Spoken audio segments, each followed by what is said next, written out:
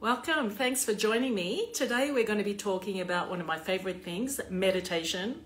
Those that follow me know that I'm always encouraging you to practice meditation as often as you can because it's the regularity of practice that helps. So today we're going to be joined by someone who has an unusual take or a little different take on meditation. She comes from Brooklyn, which is one of my favorite places, and she is a poet, and I'm just bringing her in now. T is about to go all the way from New York City, and I'm really looking forward to finding out about her special brand of meditation. Here she is. Hello. Hi, how are you? Good. It's great to see you surrounded in gold today. Oh, yeah. You've got the golden era. It's so lovely to have you all the way from New York City, New Brooklyn. York, right? It's like my bedtime now. And Yeah, I know. I know. We've had this discussion, so I'm only keeping you up for half an hour so you can get your beauty sleep and go to work tomorrow all refreshed. So let's begin. I really want to find out about your practice, your meditation, and this really special and unique brand that you've brought to it. What first drew me, firstly, I really love your Instagram page and your teacups. It's actually the teacups that drew my attention, those beautiful photos. So I wanted to find out. Oh, yeah, as an artist, right? That's the artist's eye. Yeah. Do you take those photos yourself? I do. Yeah, I do. they're fantastic. Thank you. Thank you. Yeah. Yeah. Thank you. It's a hobby of mine. We can start off with that. Teacups. Yes. Yes, let's. Yeah, that's when I started collecting teacups some time ago, and I don't know, I just became so fascinated with them, and I started taking these little photographs, and I said, this is silly to myself. This is silly. Why am I taking pictures of teacups? This is silly. And I thought to myself, well, but why not? This is what I really enjoyed, doing, and I think they look really cute. And then I started to name them. I love it. So, but that's my story with teacups. And then I started taking pictures of them and of different elements. And I started to say, well, in this element, it looks really pretty if, the lighting does this, et cetera, et cetera. And that kind of started my journey into kind of photography because I didn't really dabble in photography much. Wow, that's great. That's because when I find something that I really loved and I enjoy to, Yeah, that's fantastic. I love that idea of starting with something that grew into, that just kept organically growing into something bigger. We actually spoke about photography last week and the power of photography. And it just goes to show, there you were thinking that it wasn't having much impact. And in fact, that's the thing that I noticed about you and why you're here today. So there you go. Wow. Yeah. So how many teacups have you got? My phone has run out of space. Right. There's on my laptop now. I don't know. I could say it's not even that, maybe about like 800. It's not even that much. Right? Oh my goodness. Wow. So I just started the page. I just started putting the pictures up. It was just, Yeah. Oh, that's beautiful. Wow. 800. That's yeah, really an obsession. So tell me how it went from teacup to, I think you do tea reading, which I'm fascinated with because this is something that I do when I go to Yum Cha.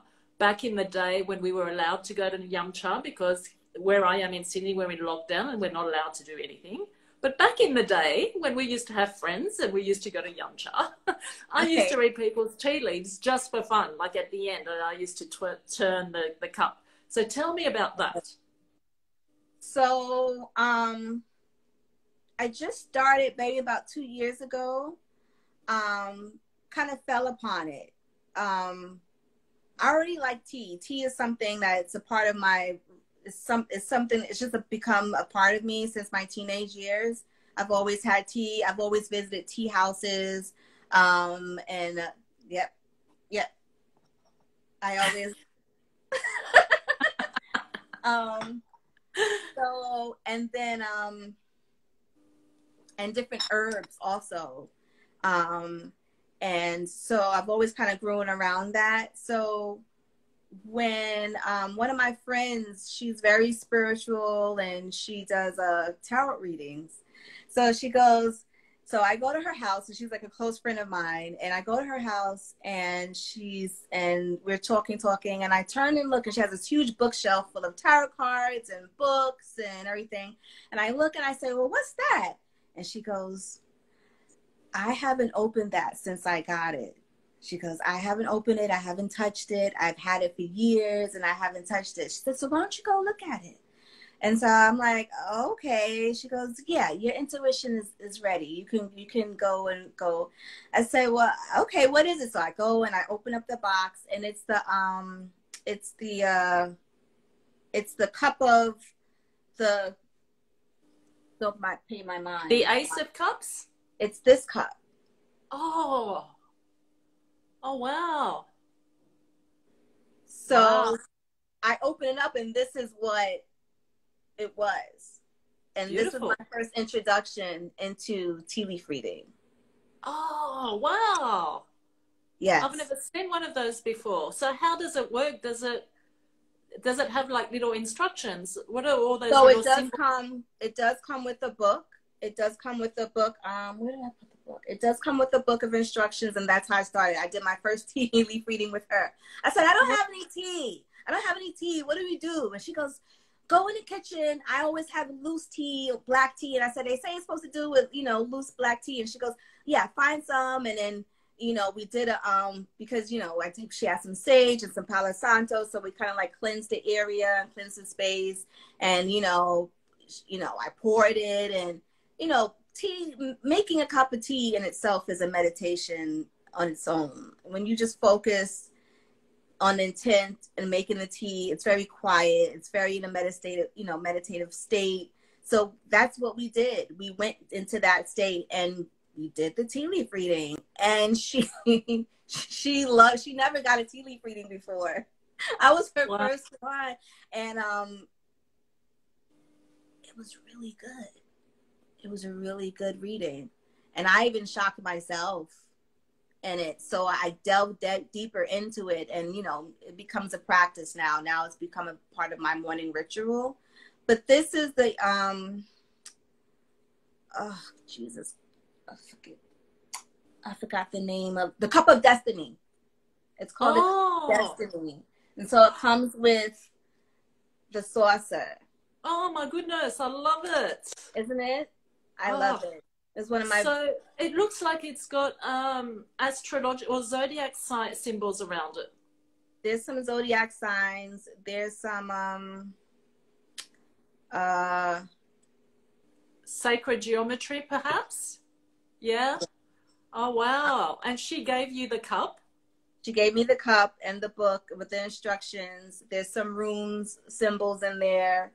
So what I did was I looked up all of the symbols and I wrote and I got a book and I did a whole lot of research. And I have like a little book in my little notebook and I wrote down like what each symbol means. And I got a book of runes and I looked that up.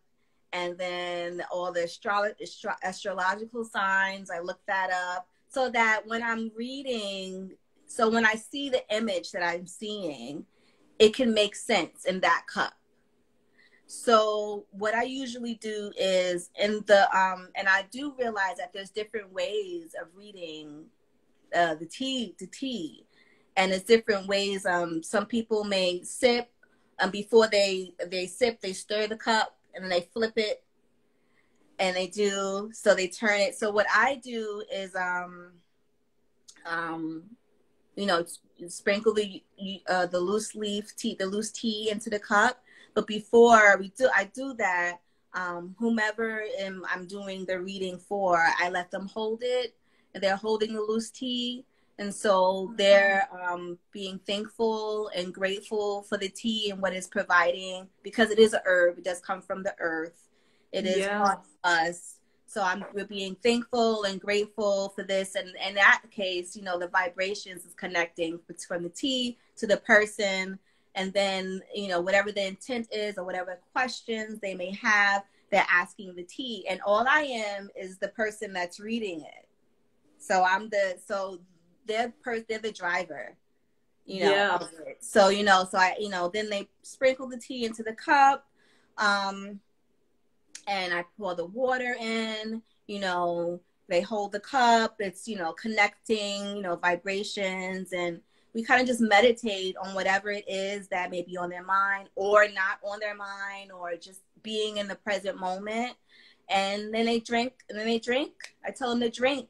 And usually the question is, do I drink it with the leaves in it? Can I? Yeah.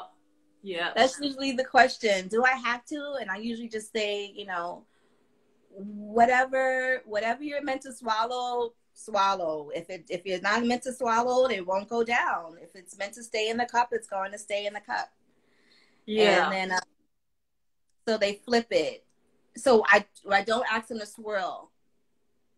I don't before they flip. So I ask them to just, as soon as they finish, there's a little bit of liquid left, and just flip the cup upside down, let it drain. And then we can carry on with our conversation.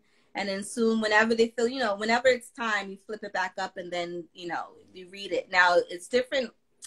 You turn it before I flip it back up. One for the for the future, for the past, different ways. So yeah, I usually I like to, you know, I always say, like, the initial image is usually whatever the answer is. And sometimes there's multiple images, and sometimes there's multiple signs, you know. So it's really fun to do, and it's really insightful, and it's really kind of brings us, it's kind of like a grounding moment, because it's quiet, you know, it's not a lot going on, kind of focused. We're sipping tea. It's simply just drinking tea. But at the same time, you know, there's something else more magical happening. I think that's really what intrigued me with the tea reading. So I've incorporated it into my morning ritual. So it's what I do in the morning, and I wake up.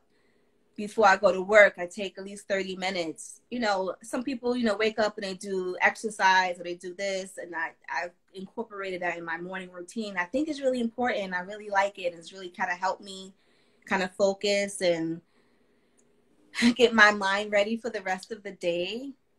Yeah, I absolutely love that as an alternative to sitting down meditation, or you know, other types of meditations which are quite difficult for some people. I think if you did like mindful movement, because it is a little bit of movement and ritual, and you're getting something at the end of it which is nourishing and warming, and it's beautiful. So Yeah. how long is your ritual from woe to go?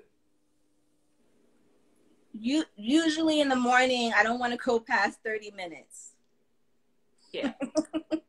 But that's great. That's usually what it is. I want to give enough time, because I want to set the space, set the mode. You know, it's simple. Sometimes it's just, when I get asked a lot of questions about tea meditation, and I say it's really just making a pot of tea intensely. It's really what it is. It's really not as complicated as it may, you know, sound. It's really just intently putting on the pot of water, watching the water boil, or listening to the steam, getting your tea ready, what you're going to choose, what kind of tea leaves you're going to use that day, what kind of cup. Just little, intently on little things, and kind of letting your mind just focus on those, being in the present moment. And then when I sit down to actually drink the tea, you know, usually it's like, you know, how's my day, you know, what's gonna go, or whatever the case may be. Or it might just be whatever I need to know, whatever, you know, whatever you like to give me. And it, or, you know, and I like to do it in my backyard, because when I take my shoes off and my feet are in the dirt, Yeah. it Oh, really that's so does beautiful. something great in the morning to start the day. In New York City, where it's crazy and it's hectic and, and traffic drives you crazy. Yeah. Yeah. It's a very, yeah, New York is probably one of the, it's so frantic that I can imagine that meditation is something that people really need, but perhaps it's difficult for people to be seated and still meditation. So I'm always looking for alternatives for people who are super anxious as well, because people that are super anxious are not going to sit still in meditation. It's just not feasible a lot of the time. Too Yeah. much going on. So walking meditation is great, or doing anything that's kind of meditative. So Right. I really love this tea ritual. It's completely up my alley, and I want to try doing it. I don't have 800 cups. I've only got a few cups. So how do you go about choosing? If you've got 800 cups, I mean, it would take me half an hour just to choose one. I just have my favorite ones. That's Yeah. all. I just Yeah. have my favorite ones. And usually my favorite ones is the most simple, is like the ones that I just got from a thrift store. Yeah, I was going to ask you where you get them. So are you always shopping around, or do they just come to you because you're the tea lady of Brooklyn? I'm just, I'm always looking. I'm just always, yeah, I kind of always am looking. Yeah. I'm always looking. I love going to thrift stores. I love going to flea markets. So you can always find a really unique set, or a unique, sauce, tea and saucer set that I haven't seen before. Or I go on Etsy. That's one of my favorite places, because thrift stores have their, boutique on Etsy. It's like everywhere. Whenever I'm on a road trip, I have to. Yeah. I have to stop wherever I go, wherever I travel. I have to find. It's kind of like that. Oh, That's it's brilliant. And I don't want to get all of them. A lot of them aren't new. A lot of them feel. A lot of them are old, and I kind of feel like, I don't know, like it has a soul. It has something connected to it. So to me, that brings more value. Yeah, I noticed that your old cups on your Instagram are the ones that are really special. Yeah.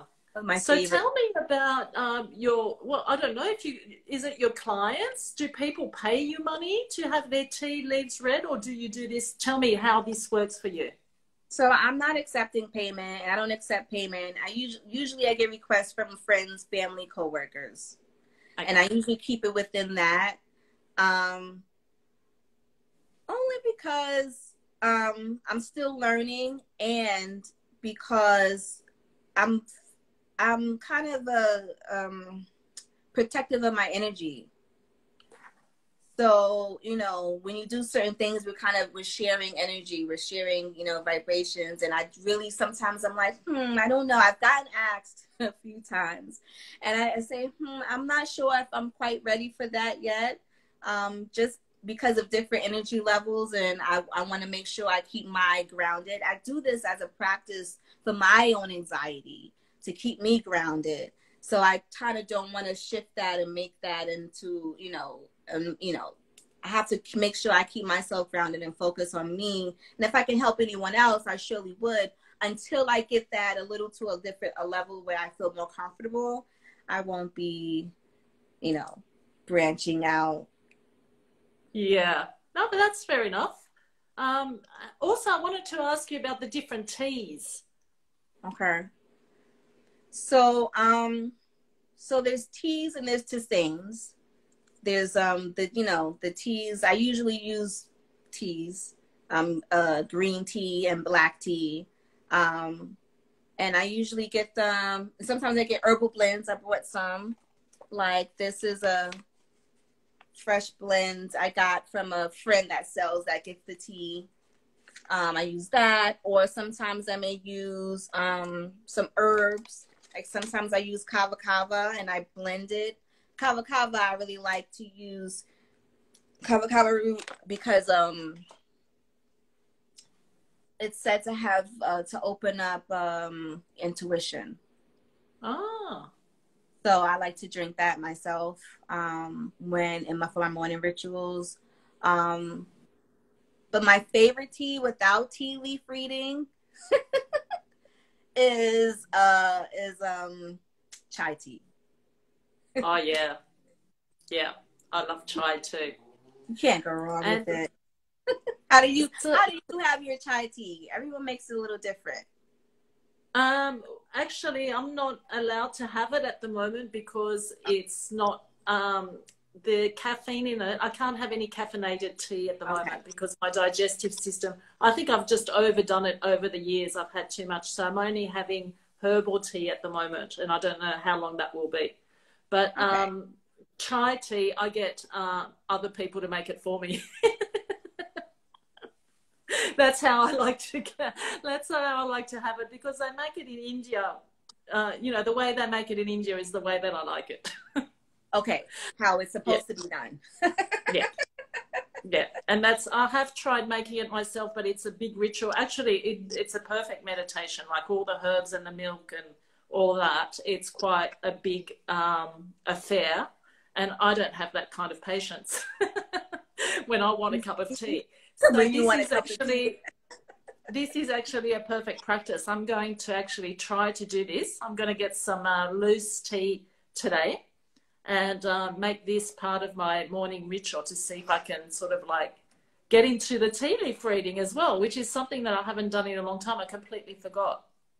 Did you? So It's so much fun, and I have like so many books, and the research is fun in itself. And um, I have a background in radiologic sciences, so I learned a lot of. I had to take so much physics class. And in the physics class, they just learned about the different frequencies of that are around us that we don't even notice, and it kind of opened my eyes even to a more broader just aspect of vibrations of everything. And yeah, so the tea in itself, the herb, the type of herb, it comes from the ground, the vibrations of that. Us as humans, we give off our own vibrations. The water in itself has its own vibrations. You put those yeah, together, and then what do you get? yeah. Oh, that's great. And is your work connected? Like, what sort of work do you do? Is it connected to any of this or is it completely different? Completely different. I'm in the medical field. I'm Okay. completely Yeah, it's completely different than this. This is my spiritual journey, and this is how I'm going upon it. And I do poetry at the same time. All of these things connected that's why you get poet tea meditation, because it's all of these things that are to keep you grounded, to keep me grounded, to keep us in the present moment, to express ourselves, making something that we love, tea, meditation, poetry. These are good things. These are healing tactics that we can use for ourselves. Yeah, So, totally. So, tell me about the poetry. When did that start? How did it all fit in? um, the poetry started. I've been writing poetry since I was, I don't know, a little girl. I think my mom has the first poem, and I was like 6, and I wrote a poem to her. So that's cute. Poetry, though, I use as a form of expression, a form of self-expression, and affirmations. And I put a lot of affirmations in my poetry because whomever I'm speaking to, I want to speak positivity to them. And so as I'm speaking it, I want to speak positivity into myself. So, the energy is still going back and forth, back and forth. And also when I do, sometimes I go to open mics and I speak my poetry. Sometimes I do it with my tea because I want to gather the vibration of the room into that reading as I'm speaking, as we're exchanging the energies back as speaking my poetry. I want to receive the energy back from the audience that I'm speaking to. So it's a full exchange of energy. And then the tea is creating, is collecting. It's like a collecting plate. I love it. So the poetry, that's just a part of expression. And I speak positive things into the poetry. And it's really helped me. So when I speak it, I really hope that it helps someone else. You know, that's that own aspect of it. It really helps. Yeah. Oh, look, it's such a fantastic trifecta of practices that you're using together there. Like, really beautiful.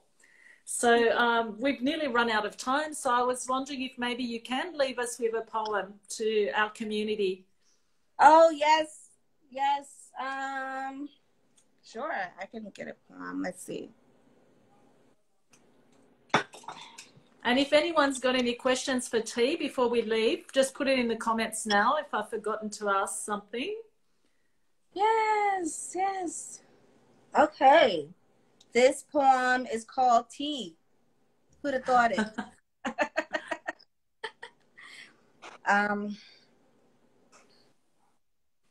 Tea, a 3-letter word describing a beverage made from cured or fresh leaves steeped in hot water, creating an essence of calmness and serenity. Tea, a warm drink that you sip. Tea, gossip. Tea, an ingestion of the earth, a mixture of earth and water, fluidity and grounding, clairvoyance with a hint of color, subtle and strength, gracefulness and power. Tea, each sip brings us closer to the God in me, the one whom I call Queen. Queen of, but of course, the queen of the tea, queen of this space. Tea, it is the ritual, the ceremony of these 4 elements. It is the dancing of the flames that keeps me tamed. The vibrations of water takes me on a higher frequency. You won't relate. I'm just not anyone's cup of tea. Oh, that's gorgeous. And I love that you read it out too, because you the way that you say it has a lot to do with the vibration. Like, I got goosebumps near the end when you were talking about the queen, and yeah, it was very reverent and gorgeous. Thank you so much. So we don't have any questions, but we've got a lot of people saying thank you, beautiful combo, well done. So that's great. This is awesome. Thank you for inviting me. I really thank you. You're welcome. Thank you, everyone. And I look forward to continuing to follow you, and I encourage everyone to follow Poet Tea Meditation. And yeah, let's keep in touch. Help me on my spiritual journey and help me, and let's exchange in vibrations. I love it. Thank you so much. And I hope you have a great sleep tonight. Thanks for staying up.